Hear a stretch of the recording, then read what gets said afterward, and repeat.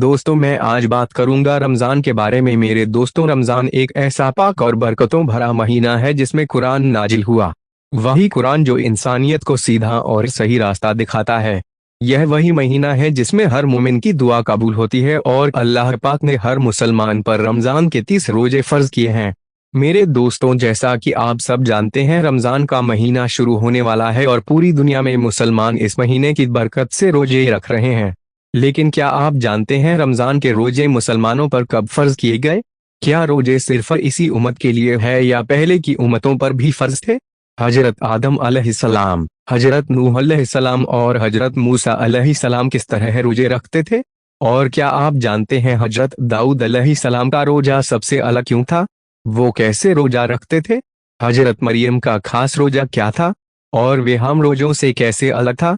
क्या हर उम्मत के रोजे रमजान की तरह 30 दिन के होते थे? क्या उनमें फर्क था? हजरत मूसा अलैहिस्सलाम को कितने दिनों तक रोजा रखने का हुक्म मिला और क्यों? क्या आप जानते हैं हजरत इब्राहिम अलैहिस्सलाम हर महीने कितने दिन रोजे रखते थे? क्या रमजान के रोजे सिर्फ भूखे प्यासे रहने का नाम है या इसका मकसद कुछ और भी है?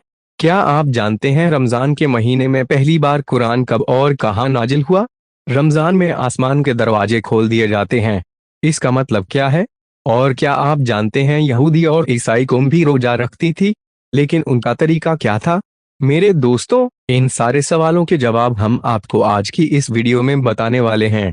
इसलिए आपसे गुजारिश है, वीडियो को आखिर तक जरूर देखिएगा। मेरे दोस्तों, अल्लाह रब्बुल इज्जत ने कुरान मजीद की सूरह बकरा आयत नंबर 183 में फरमाया है, ए ईमान वालों, तुम पर रोजे फर्ज किए गए हैं जैसे तुमसे पहले लोगों पर फर्ज किए गए थे, ताकि तुम परहेजगार बन जाओ। मेरे दोस्तों, रमजान में जब कोई रोजेदार सिर्फ अल्लाह के हुक्म पर भूख और प्यास सहता है, सब्र करता है, तो अल्लाह ताला उसे सब्र का बेहतरीन बदला अता फरमाता है। इस महीने की फजीलत से अल्लाह पाक इंसानों के रिज्क में बरकत डाल देता है और गरीब से गरीब इंसान को भी अपनी नेमतों से नवाज देता है। इसीलिए मेरे दोस्तों, इस महीने को माहे वस्ते रिज्क भी कहा जाता है। मेरे दोस्तों, हर मुसलमान इस पाक महीने में खास तौर पर हर गुनाह से बचता है और जब तक अल्लाह का हुक्म नहीं होता कोई भी चीज खाता पीता नहीं है। अगर हम तारीखी और मजहबी हवाले से देखें तो हमें पता चलता है कि हजरत आदम अलैहिस्सलाम के जमीन पर आने के बाद से ही रोजा रखने की शुरुआत हो चुकी थी और यहीं से रोजों की एक लंबी पाक और सब्र से भरी तारीख शुरू होती है।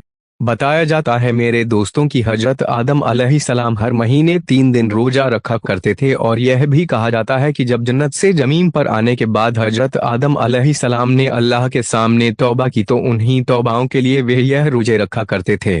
इस तरह पूरे साल में हजरत आदम अलैहिस्सलाम कुल 36 दिन रोजा रखते थे।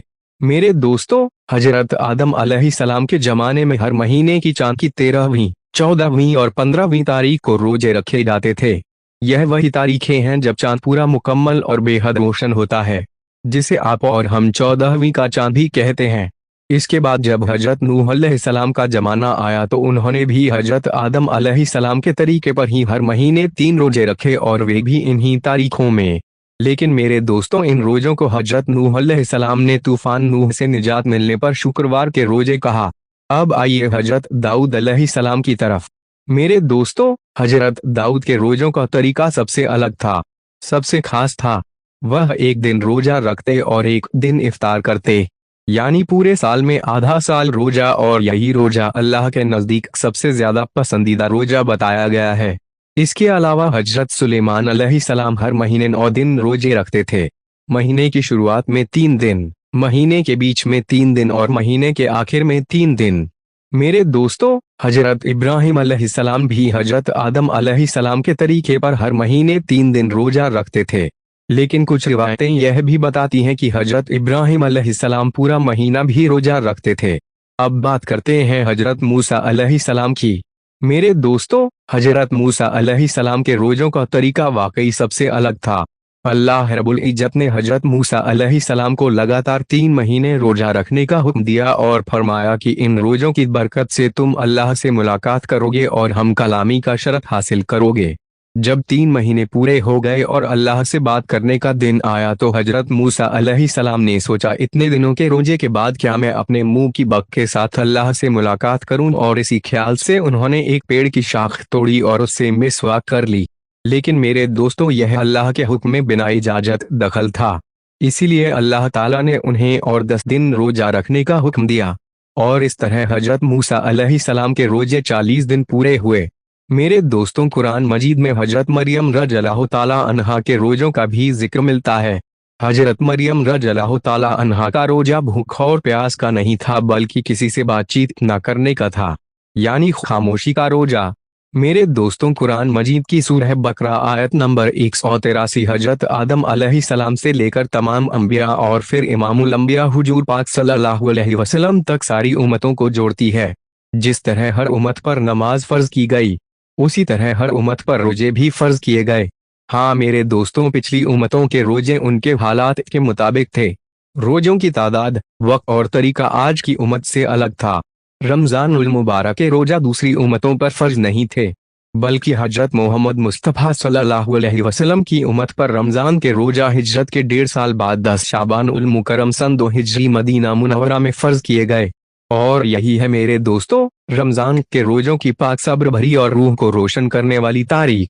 मेरे दोस्तों, अल्लाह पाक ने फरमाया है कि माह रमजान वही मुबारक महीना है जिसमें कुरान नाजिल किया गया। वह कुरान जो इंसानों के लिए हिदायत है, सही और गलत के बीच फर्क बताने वाला है। अल्लाह पाक ने यह भी फरमाया कि तुम में से जो कोई इस महीने को पाए उसे इस बरकत वाले महीने में रोजे रखने चाहिए। और अगर कोई शख्स बीमार हो या सफर में हो और उसके रोजे छूट जाए तो अल्लाह पाक ने रियायत दी है, वह उन रोजों को बाद में पूरा कर सकता है। मेरे दोस्तों, हमारा रब बड़ा मेहरबान है। उसका इरादा हमारे साथ आसानी बरतने का है, सख्ती का नहीं। इसलिए हमें चाहिए कि हम इस महीने में रोजे रखें, और अगर किसी मजबूरी से कभी कोई रोजा छूट जाए तो उसे बाद में जरूर पूरा कर लें। और हाँ, हमें अल्लाह की इस अजीम नेमत पर दिल से शुक्रवार अदा करना चाहिए। मेरे दोस्तों, आइए यह भी जान लेते हैं कि हुजूर पाक सल्लल्लाहु अलैहि वसल्लम की उम्मत से पहले यहूदी और नसारा 10 मुहर्रम यानी यौम आशूरा का रोजा बड़े एहतराम के साथ रखा करते थे। इसी तरह हर महीने 13वीं, 14वीं और 15वीं चांद की तारीख को भी रोज रखे जाते थे। हुजूर पाक सल्लल्लाहु अलैहि वसल्लम ने उनसे पूछा, तुम 10 मुहर्रम का रोजा क्यों रखते हो? उन्होंने जवाब दिया, इस दिन हमारे रब ने हमें फिरौन से निजात दी थी और इसी दिन हमारे रब ने समुंदर में रास्ता बनाकर हमें दरिया नील से पार कराया था। इसी शुक्राने में हम इस दिन रोजा रखते हैं। यह सुनकर हुजूर पाक सल्लल्लाहु अलैहि वसल्लम ने फरमाया, इस बात के तो हम तुमसे ज्यादा हकदार हैं। फिर मुसलमानों को हुक्म दिया गया कि तुम भी मुहर्रम के महीने में रोजा रखा करो। यहूदी एक रोजा रखते हैं तो तुम 2 रोजा रखा करो, एक 9 तारीख को और एक 10 तारीख को। फिर जब कुछ वक्त गुजरा तो हर महीने 3 रोजे रखने का हुक्म दिया गया। चांद की 13वीं, 14वीं और 15वीं तारीख को मुसलमान बड़े शौक और एहतराम से इन रोजों को रखा करते थे। लेकिन जब रमजान उल मुबारक के रोजे फर्ज कर दिए गए तो इन रोजों को सुन्नत रोजों का दर्जा दे दिया गया। मेरे दोस्तों, रमजान के महीने के बारे में हुजूर अकरम सल्लल्लाहु अलैहि वसल्लम ने फरमाया है, जब इस महीने की पहली रात आती है तो आसमानों के दरवाजे खोल दिए जाते हैं और पूरे महीने यह दरवाजे बंद नहीं होते, और जब इस महीने की आखिरी रात आती है तो अल्लाह पाक हर रोजेदार की मगफिरत फरमा देता है। सोचे कितनी बड़ी रहमत है यह। मेरे दोस्तों, इस्लाम में ज्यादातर अमाल के पीछे किसी ना किसी नेक बंदे की याद और कोई ना कोई मकसद छुपा होता है। जैसे अरफात के मैदान में हज का फरीजा हजरत आदम अलैहिस्सलाम और अम्मा हवा की यादगार है। कुर्बानी का नेक अमल हजरत इब्राहिम और इस्माइल अलैहिस्सलाम की सुन्नत है। और सफा मरवा की सैयदा हाजरा के उन कदमों की याद है जो उन्होंने अपने बच्चे के लिए 2 पहाड़ों के दरमियान दौड़ते हुए उठाए थे। मेरे दोस्तों, यह दिन सिर्फ हुक्मों का नहीं, यादों, कुर्बानियों और मोहब्बत का दिन है। और रमजान इसी मोहब्बत का सबसे खूबसूरत तोहफा है। इसी तरह मेरे प्यारे दोस्तों, हमारे प्यारे आका हुजूर पाक सल्लल्लाहु अलैहि वसल्लम रमजान शरीफ के महीने में कुछ दिन खाने पीने से परहेज फरमाया करते थे। यानी हुजूर सल्लल्लाहु अलैहि वसल्लम ने रमजान में भूखा और प्यासा रहना पसंद फरमाया। और अल्लाह पाक को अपने महबूब का यह अमल इतना पसंद आया कि अल्लाह ने रोजे के लिए माह रमजान को ही चुन लिया और पूरे रमजान शरीफ के रोजे ईमान वालों पर फर्ज कर दिए, ताकि मेरे हबीब मुस्तफ़ा सल्लल्लाहु अलैहि वसल्लम की यादगार बाकी रहे और मेरे महबूब सल्लल्लाहु अलैहि वसल्लम की सुन्नत कायम रहे। मेरे दोस्तों, पहले भी अल्लाह के नेक बंदे रोजे रखा करते थे। हजरत आदम अलैहिस्सलाम हर महीने 13वीं, 14वीं और 15वीं तारीख को रोजा रखते थे। हजरत नूह अलैहिस्सलाम अक्सर पूरे साल रोजे में रहा करते थे। हजरत दाऊद अलैहिस्सलाम एक दिन रोजा एक दिन बिना रोजा रखते थे। हजरत ईसा अलैहिस्सलाम एक दिन रोजा रखते और 2 दिन नहीं रखते थे। मेरे दोस्तों, रोजा रखने से इंसान परहेज और मुत्तकी बनता है। इसीलिए अल्लाह ताला फरमाता है ताकि तुम परहेजगार बन जाओ। बच्चों के बारे में भी दीन हमें हिकमत और मोहब्बत सिखाता है। बच्चों को धीरे धीरे रोजे की आदत डालनी चाहिए। प्यार से समझाना चाहिए ताकि जब बच्चा बालिग हो तो रोजा उसके लिए बोझ ना बने। बुजुर्गों ने फरमाया है, जब बच्चा करीब 10 साल का हो और उसमें रोजा रखने की ताकत हो तो उसे रमजान में रोजे की तालीम दी जाए, नरमी से, समझदारी से, ताकि उसका दिल इबादत की तरफ झुक जाए। मेरे दोस्तों, हुजूर पाक सल्लल्लाहु अलैहि वसल्लम ने फरमाया, अगर मेरी उम्मत को रमजान शरीफ की फजीलत और बरकत का अंदाजा हो जाए तो वे यह तमन्ना करें कि काश पूरा साल रमजान ही होता। अब सवाल यह है, रोजा रखने के फायदे क्या हैं? क्या आप जानते हैं, शरीयत ने तो हमें रोजा रखने का हुक्म दिया ही है, लेकिन इसके फायदे इतने ज्यादा हैं कि आप सोच भी नहीं सकते। आज का दौर साइंस का दौर है, रिसर्च का दौर है और साइंसदानों ने रोजे पर भी रिसर्च की है।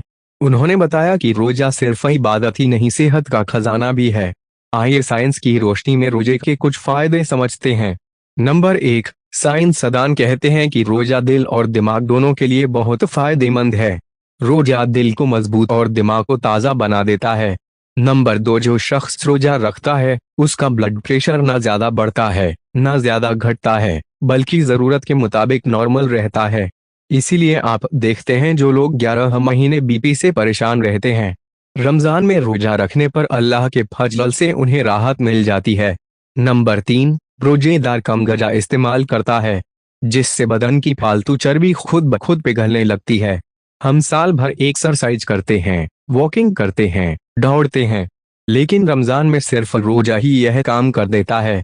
मेरे दोस्तों, रोजा सिर्फ भूखा रहने का नाम नहीं, यह सब्र है, शुक्रवार है, तकवा है और अल्लाह से करीब होने का सबसे खूबसूरत रास्ता है।